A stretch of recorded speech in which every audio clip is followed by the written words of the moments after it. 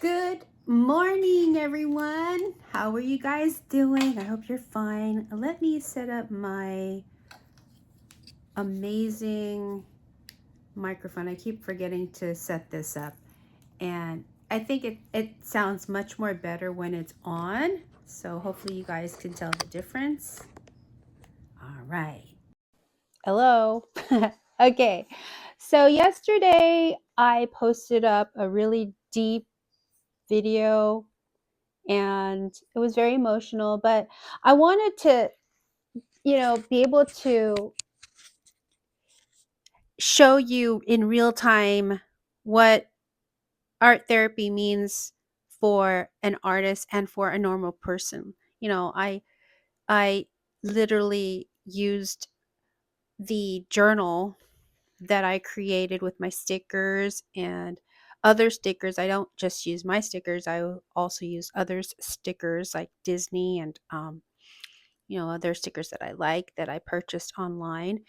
And it's been a while since I've journaled. It's been a while. Literally, it's become therapeutic in a sense that even the visuals, like, it makes me feel happy after I accomplished a major journal. And inset comes with being an author. I mean, I wrote a book for a reason, and I handwrit this, and I also typed this, and I did the illustrations myself. I laid it out, and I glued and bound this myself so terribly, but it was something that I created. I actually created this with, was it graphic? And then I printed it out at Office Depot, and then I had them bound it, but they didn't do such a very good job. And then I did it myself, and I didn't do a very good job. So I had it literally sourced out, and a printer, a real printer, printed it out really well. And they did such a good job. I sold so many um, for schools and libraries and online. And the book went to Japan. The book was sold in different countries. And, that's where I got Dr. Zhivago Global. And it's available in ebook, by the way, if you have too many books, or if you rather have it on your iPad or your phone. I have Kindle and Nook, and so um, I definitely don't have to carry this. But to me, this book, it means a lot when I do carry it, because I could show people what I do for a living, and this gave me inspiration. But again, when they ask you, what is your niche, what is your category in YouTube? And I say art as a business, but really, is it? So, yeah, this journal just brought back the author in me. And the reason why is because, like I said, as a niche, as a category, I chose art, and now it's become like therapeutic. It's become like art is therapy. They're happy. And so I want to say that this is kind of like a journey into healing yourself with art, and revisiting and reapplying and relearning the steps. Because I kid you not, I was just 110%, 1,000%, 2,000% into my art, and I was so busy. And in my from my late 20s all the way up to my late 40s, and then I don't know what happened. I really don't. Family emergency, family health happened. And even myself, I guess I was overworked. I was burnt out. I really was. COVID happened, and it just allowed me to sit back and rest. I was like, wow, I don't have to go out as much anymore. I really didn't have to chase that chase that nut from a squirrel, collecting all the nuts, and chasing that dream, chasing that goal. I just couldn't do it anymore. I did accomplish a lot, and a lot of the goals that I accomplished in my lifetime happened, and it was time for me to take a break mentally and health wise and return to family and help my family out, and up to this year. And now it's like, what do I do from now? What do I do? Where do I go? What landing, what foundation do I have now? I'm mid 50s, and you know, it's different now. This era is so different, and it's so challenging. No one's no one's really no one There's no answers, right? Make my own answers, okay? I make my own answers, and I restart, like I said, from ground zero, like a roller coaster. I'm climbing. I'm climbing. I was here, questionable, and then YouTube happened. YouTube happened right after my dad passed away. And it was like a sign. It was like, well, okay, now you have time. Now you can do it. Your mom is still here. Your husband is still supportive. Your family, your kids are here, and you have friends that love you, and you have an inner circle that love and support you. And that's what it is. And I'm not going to hide it anymore. So this journal highlighted yesterday, it started out, and I just put, like, in the front again, write your story. Every day is a blessing. Don't take anything for granted. And then I added more stickers from Disney, some focus on healing. Remember the good memories. Never stop dreaming. Always be true to yourself. You can do it, Marie. Follow your heart. Walk the talk. Okay. And then I did a lot of writing. This is the saddest one, and I'm going to staple this close because yesterday I was crying about it. And I was like, shut up, Marie. My dad's like, shut up, Marie. Get to work. I was like, okay. Um, there's a lot of notations on this page, and I reflect about the good things and be positive. But it's like I'm taking notes on my own journal. It's like annotating everything, and I'm like, okay, number number one, words that are positive. Be creative. I highlighted that. I'm grateful for my husband, blessings, grateful for my children. I even wrote down here, my mother cooked dinner, and my mother-in-law cooked dinner, and she's a blessing. And just go with the flow.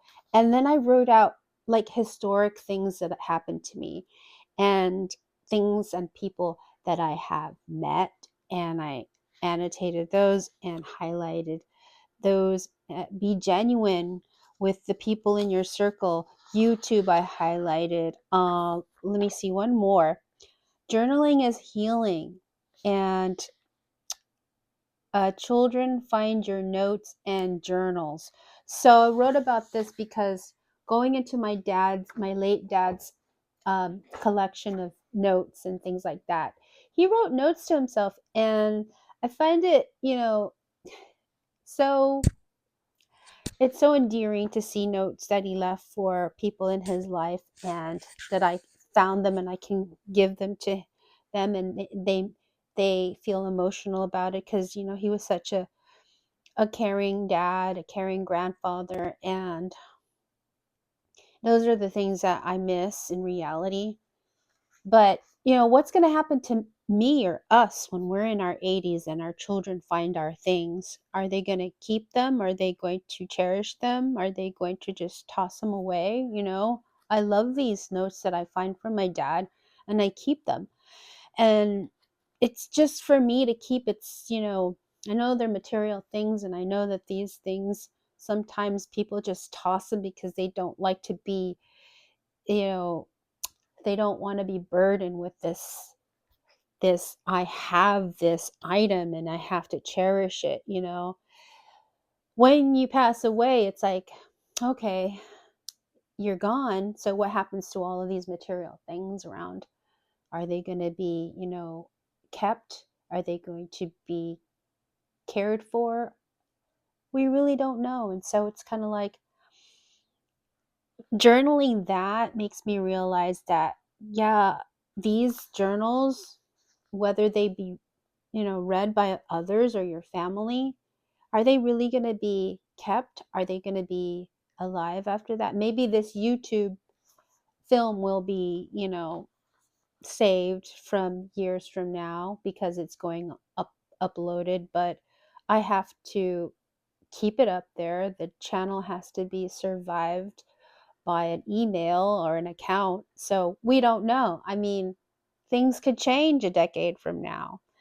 But at least I shared my viewpoint to others, and it makes me feel glad that I can help others cope with loss or how I dealt with, stress and healing and the challenges of life. So after that writing, I wrote just so many pages last night. I stayed up so late, and it came back to me after, traumatic loss and pain and, and emotional depression and just confusion from losing someone. It sort of bends you backwards and halts your forward, you know, momentum. It just pauses everything. And so for me, it's kind of like it's it's amnesia. Amnesia. I've had amnesia for a couple of years, ever since the pandemic and ever since my dad got sick. But pages and pages and pages and pages last night.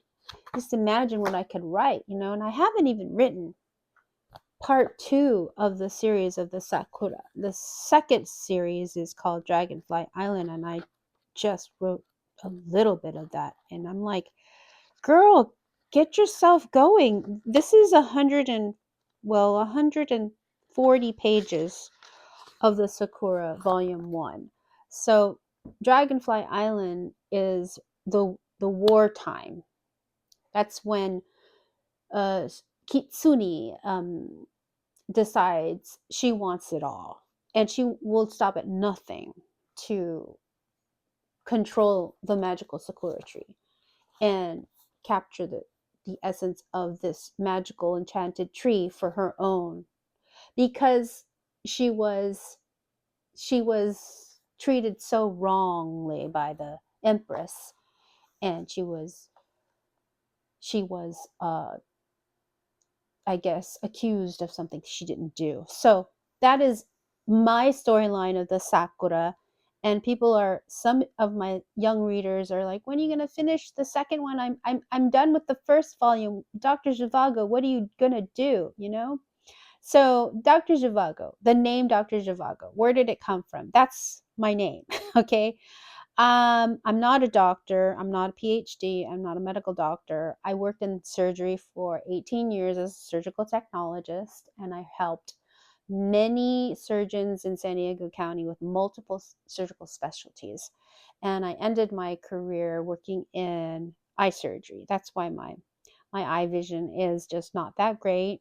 I worked under the microscope for many hours in the dark, and that's why I can't really see very close and very far, and I have to wear my glasses, and that's just, I sacrificed. But I did that, and so Dr. Seuss was my inspiration. That's how I learned. I am dyslexic, and that's how I learned to read. And Dr. Seuss's cartoons just inspired me. It's all visual. It's all literacy and visual. So I have a big uh, gratitude for him, and that's why I followed him. Dr. Zhivago, Dr. Seuss, he wasn't really a doctor, but I also worked in education. I was a visual and performing arts teacher for many years in the school district and after school programs in three districts, and I did that since 1996. So that's almost 30 years of education in medical field, almost 20 years medical field, almost 30 years in education. So yeah, I walk the talk, and I don't want to boast about it, but walking the talk, I say that in my journal, walk the talk. I did. I did walk the talk. See, look at follow your heart and walk the talk. I did walk the talk. So to me, it's just halting and pausing for a minute to help someone out that I truly loved. And I'm always going to say that every post. I'm always going to say that I have gratitude and grateful for my dad and my parents working so hard for their kids. So that journal helps, and it just try it out. It, you never know if it's going to be something that you enjoy, and it kind of like reminds you, it organizes your thought process. So now it ignited my volume 2, so I will be documenting that and showing you. The next uploads will be how I became a children's book author and how I published my own book on my own, self-publishing, girl, queen. And I wanted to show you, this also inspired me. These are my 2 pocket booklets, and I know what I need to do now. I'm going to eliminate Sakura because people are going to want to write their own little titles on the spine, and then eliminate any verbiage on the cover and just leave it generic like this, because although it is my artwork, people are going to want to create it as their own, and so it has liner here, and I really love how this turned out. It's just going to be plain white and gray dots. I might put like a little Sakura very faint here in the corner, like the Twin Star Sanrio booklets that I have. This is where I got my inspiration as well. Look at these cute little Sanrio Hello Kitty, not Hello Kitty, what am I saying? Twin Star books. And they're blank, but let's pull one out here. And look how small they are. Mines are a little bit bigger. I could go a little smaller and, print out more pages, but I feel like this is a good amount. I mean, this still is very heavy. It's like a paperback book heavy, but I like how, there's no liner, but the cover, the front page is full color because they're all like that. But the inside here is a very faint print of the twin stars. So I guess you can, in Japan, they open it up the opposite way, so it makes sense. And they have a very faint picture of the twin stars on a cloud on each page, and then this one is, so this is a notepad as well, and that kind of inspired me. So yeah, I'm going to probably, do that with this. So for this one was a blush pink, so I'm going to save on the color and just make it white, and so it'll only use black ink. And then, but the inside will still be lined with their particular animal. And this one for spring is Butterfly, and she is a butterfly herself, actually. And I really love the idea of the sticky pad, so that the sticky pad idea came up. Again, I will eliminate the Sakura on the spine and any words on the front, so it'll be generic. Along with the sticky pad, I tried so many sizes, and let me show you. This is the actual normal sticky pad size, which is 3x3, and it's that thick. And these are getting expensive nowadays. So I made my own different sizes, and I just, I said, this is so difficult. I'm just going to stick to the main size of sticky pads because people are, used to this size. And so I did multiple, ways and looks. And so this was a bigger one. I didn't like that. Too busy. Too busy and different shape, rectangular. And so I stuck with, and then these were really small. Beauty with these, and my mom's going to get all of those. Those are like the drafts. And so I finally came up with 3x3. And here's the final look. So I like how it turned out. Very gradient color. You could you could tell from afar, but it's a dark beige and then a light beige on the top. And it's just very simple, 3 views of Sakura season, and sometimes she's on the other side. So I really like how that turned out, and I can't wait to do fall because they will correlate and everyone will have its own sticky pad and template for stickers and tabs and everything. So it's coming along slowly but soon and shortly these will come up on the web shop. So I've got to make a new sample of this one and do fall and winter, which is not that hard because I already have the artwork up. Designing products, research and development is really tough because you gotta, look at the colors and you gotta look at the different designs and which ones and how big, and you gotta, back it up, you gotta make it bigger. I really like this one, but is she big enough? Are the flowers too much? Should I blow her up bigger so that I can see more of her like this? I really love this because she is big. I really love her. And so yeah, those are the items that I have coming up on the web shop. I know I keep saying that, but I'm kind of like I want to make it right. I don't want to put half C's up there and things that are not quality. So yeah, thank you so much for my subscribers who have been with me for the years that I started. I know you're still out there and I know that you're still subscribed. Thank you so much. And the new subscribers, thank you for finding me and watching. And just, I acknowledge you. I also support your channel and I'm looking and checking on your channel too. And, if you have any recommendations for me, um, I don't know if I have the comments up, but I'll soon put those up as well.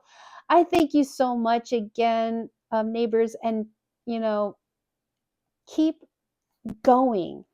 In my journal, I say the highlights. I'm going to pick one in my journal. I'm always going to do this. In my journal, let's see. Positivity here.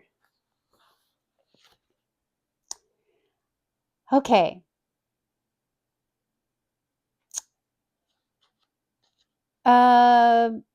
Be genuine and be unique. Slow down, wonder, observe,